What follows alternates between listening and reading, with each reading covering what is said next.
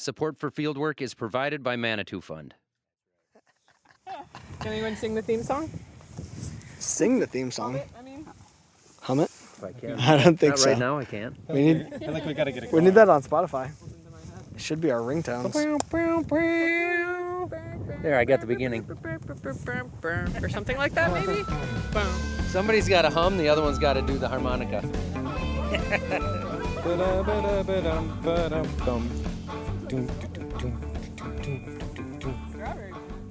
Let her rip, Tater Chip Season 2. Let's go.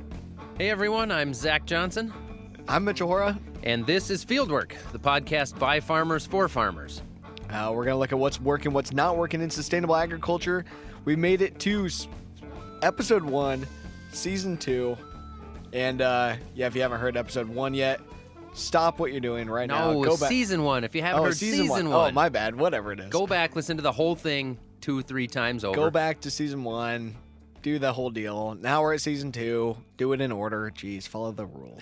But here we go. Definitely had a ton of great conversations in season 1. We talked about a lot of stuff like recycling your nutrient dollars with cover crops, challenges of getting stakeholders like your family, your landowners on board with conservation practices, and how to use big data to advance things like sustainable ag. Yeah, this season we're going to expand upon that and do some really new stuff here too. We're going to start by dipping our toes into animal agriculture. We're going to talk about differences between regenerative and organic. We're going to have some on-farm interviews as well, which we're calling field talks. And now we can take questions and comments from the audience, right from the listeners. And I understand we actually have a voicemail ready to go. We're going to tee that up and start us off here.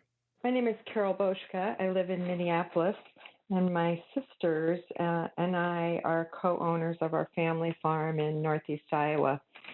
We all listened last year to the Fieldwork podcast. We're working to take our farm to a more sustainable place, and listening to Zach and Mitchell interviewing other farmers, I think really helps us to understand some of the complexities with implementing some of these practices. So it's helping us to talk to our renter about what it's going to take to implement some of these, and that we're committed to helping him and his team as operators of our land too. So thank you, Fieldwork, and we await the new podcast. Thank you. Bye-bye. What a nice voicemail. Yeah, Thanks, Carol. Thank you, Carol, very much. That's a big compliment. Heck of a compliment. And yeah, it is different. And I think that's a really good point as landowners, that this isn't just going to be something where you can say, hey, I want you to go use cover crops on every single acre, because it's not going to work that easy. Right. But it's really cool to hear that, to hear directly from the horse's mouth of a landowner who's not actually involved in the management of the farm that they own, but know that they still do care and they want to know how to move forward with this, and that it's, like you said, it's not necessarily that easy. Well, and that's a good point, that it's that family legacy, that Carol and the rest of her siblings are trying to carry on. So it's cool to me that they're being very intentional about that. Right. And I think that's something that's probably not thought of all that much from a landowner perspective, that it's an asset. It's a way to make money off of that ground. But a lot of times we probably don't think of it as a whole lot more beyond just that money-making asset. But it is really important to think of the legacy that land has and the impact that it has downstream or, to the environment. Yeah, it's good to hear landowners getting involved and caring about the soil themselves. We'd love to get a voicemail from you that we could play in our show. Leave us a comment or a question at 651-228-4810. That's 651-228-4810. So on your farm, how was your planting last year in accordance to, the weather? I know you guys ran into some issues up here in the norte of Minnesota. In the norte. Yeah. The norte of the Corn Belt. North. It just seems like everybody I talked to everywhere that's involved in agriculture had a rough season. That's just kind of the way it went this year. But no, we had, like everybody else, we had some struggles last year. We struggled at planting to get things in the field in a timely manner, or at least, according to our expectations and when we hoped to plant. And then as we went forward, it just continued to rain. Luckily, we didn't have too many large rain events, but we had a lot of rain. I mean, it just kept coming every 2, 3 days. We'd get a half inch of rain, and it just kept piling up. And the roots didn't go very deep. You could see some spots that were running out of nitrogen.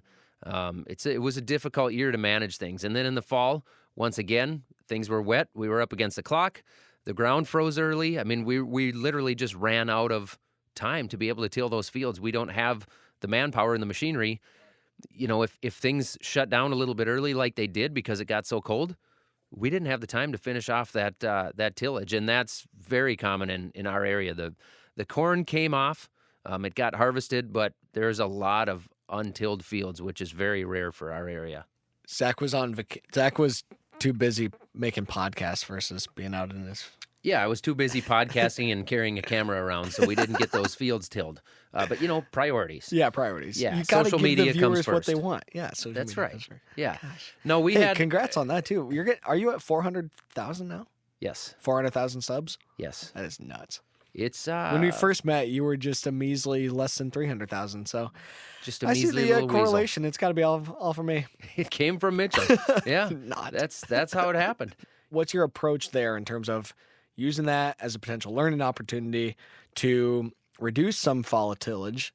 Obviously, you're going to come out in the spring and still be able to hit a lot of those fields and get them worked down and get them dried out and stuff. But what's your thought process on all that? Ideally, I would love to be able to hopefully leave some of it and plant it as a no-till crop. Yeah. That would be the hope.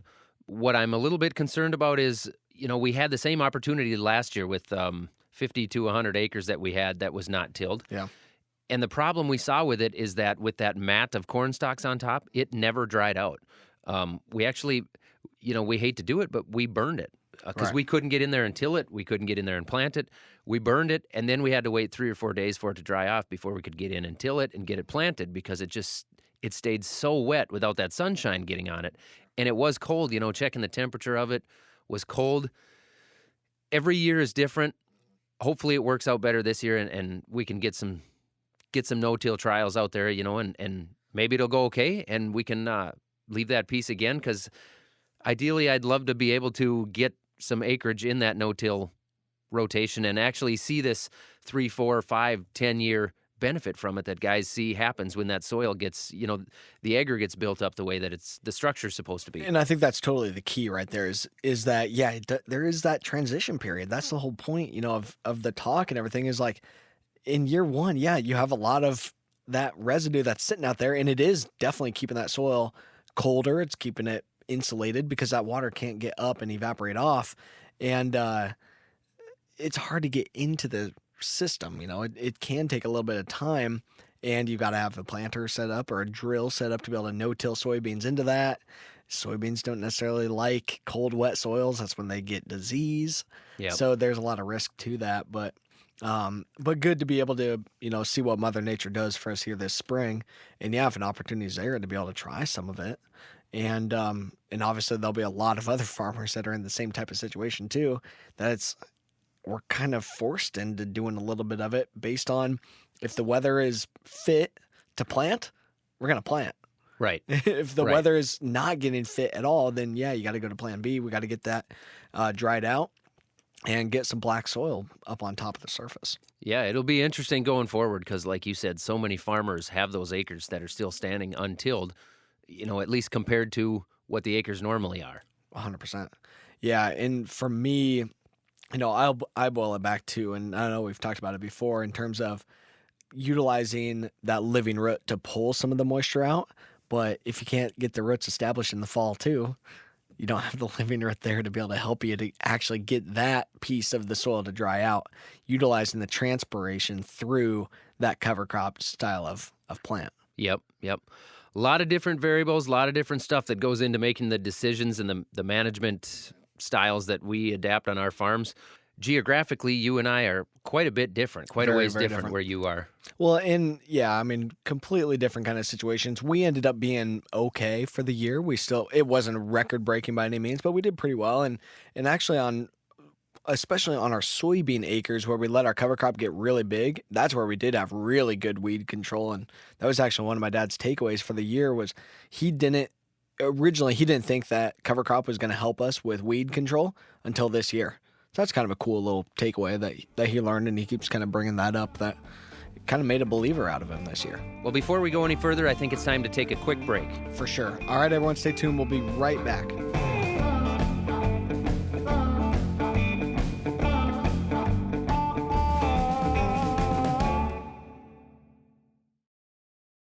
Welcome back to the Fieldwork Podcast. I'm Zach Johnson.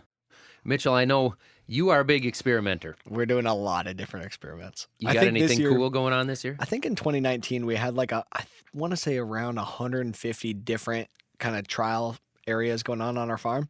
So we're going to see if we can up that. I got to make things tough on Dad, and obviously he likes experimenting. 2019 we harvested 3 crops: corn, soybeans, and wheat. Wheat. Sorry for the mispronunciation. That's okay. 2020 we're expanding to 5 crops. Okay, so we have corn, soybeans, wheat, rye, and barley on our farm this year. 5 crops we've been 2 crops for forever, and now we have 5. This sounds like a recipe for an amazing craft beer. That's exactly what it is. So the barley, we actually have a market for a little bit of the barley that we have, and it actually is going into a malting facility in eastern Iowa, and going to be malted for local craft breweries in Iowa, which I think is super cool because, I like dirt and beer, and now we're going to directly fit into both. See, I'm a dirt track guy, so I like dirt in my beer. Oh, It there you just go. adds a Nice little zip dud- to it. Oh, Yeah. there you go. So Just if you a need any little- little grit to the teeth, Little right? Polishes them up. Yeah, I think we've got like 24 acres of barley or something like that. And that'll be barley just on its own.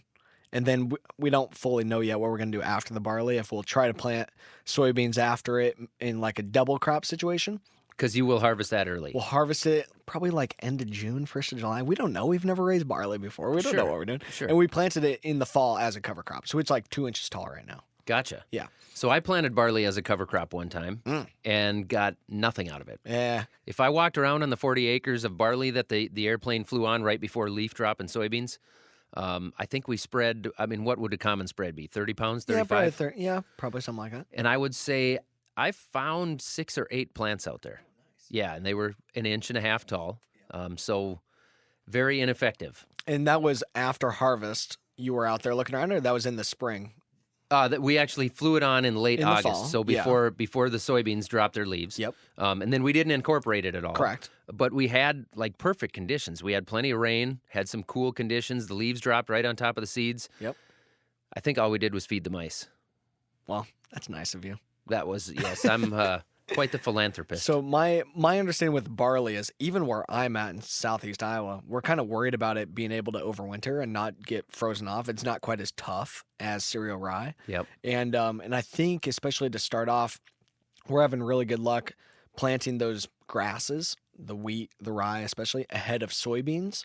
So interseed it into corn, and then you've got the soybeans next year that you can no-till then into that. Because your planter and stuff's not necessarily set up to no-till at all. Right. No. Other than for planting corn into something like that, barley. Right. We did put some row cleaners on there now, but yeah, we would probably, in order to really do it right, probably want to make some changes to it. Well, and so that's what we're looking at. It, is part of the rye that we're going to harvest will be a relay crop where I'm going to plant soybeans directly into the rye, and then the rye and soybeans will grow together. No herbicides being used at all. Harvest the rye over the top of the soybeans come 1st of July or so, and we'll harvest that rye for cover crop seed. I've got 2 crops. I've got a dad joke. Oh gosh. What if something goes awry? Well, we're hoping that it doesn't, but we don't know. We did it with the wheat this year, and it actually worked really, really well. We had 30 bushel wheat, 44 bushel soybeans with basically 0 inputs. It was super profitable, considering the area that we had it in is not good ground. So just trying to figure out, how do we take some of these poor areas on our farm and diversify them a little bit, try some of these other crops that can maybe open up other revenue streams for us, and but still help us to be more profitable. So trying out some of that. We're going to have a bunch of other trials and stuff. I do all these different products and voodoo juice kind of stuff, which is a lot of fun. And some of them work extremely well, which is exciting. And just utilizing new products and practices together, that's my whole approach here is it's the products and practices that are going to really help us to improve the soil health of our farm. And of course, we do weekly soil sample. We're having weekly aerial imagery this year, all kinds of new fun stuff. You are truly an innovator in your field. Outstanding in the field, except for we're in our studio right now. Right now we Or are we could be. sitting in our studio. Completely all different, good. but What about, are you trying any, what about on corn and stuff for your side? Are you doing more of the non-GMO stuff this year? we ordered quite a bit more conventional seed, non-GMO seed going into next year. So that'll be different for us. Last year, we got lucky and unlucky with the conventional soybeans that we planted, where they got in really late and then immediately had a massive rain on top of them, which really set them back. But the good thing is we put down a pre-emerge herbicide, and because they got in so late, we never had to spray that field again. Sure. That was it. They stayed fairly clean other than a couple patches of ragweed that broke through, but stayed really clean, yielded fairly well. This year, we did order more. We're going to be planting some more conventional soybeans as well.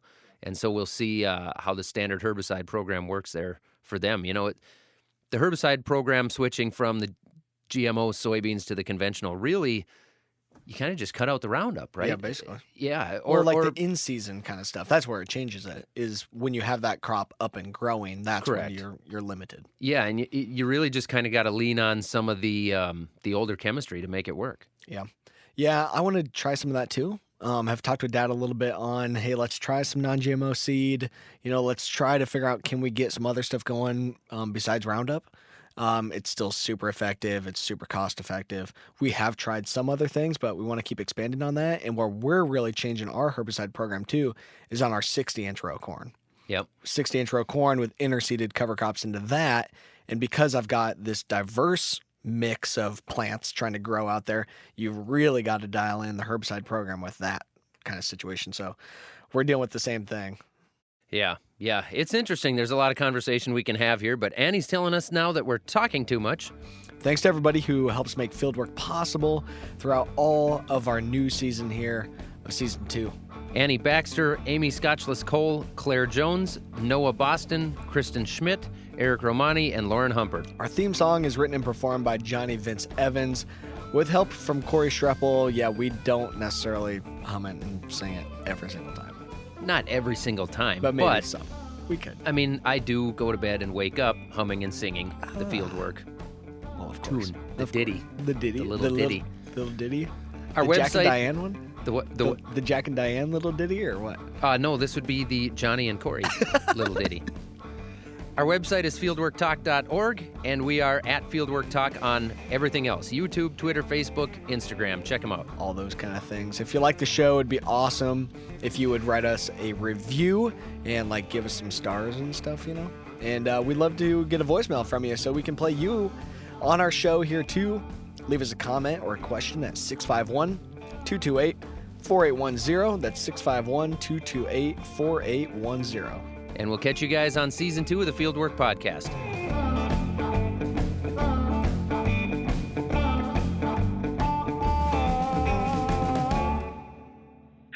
Well, I just wanted to call in and say this podcast is just the greatest thing I've ever heard. And these guys should just podcast for forever and should be number one and get a helicopter. Can I talk to him? Yeah. I'd like to nominate Zach Johnson for the best host of any podcast ever on planet Earth.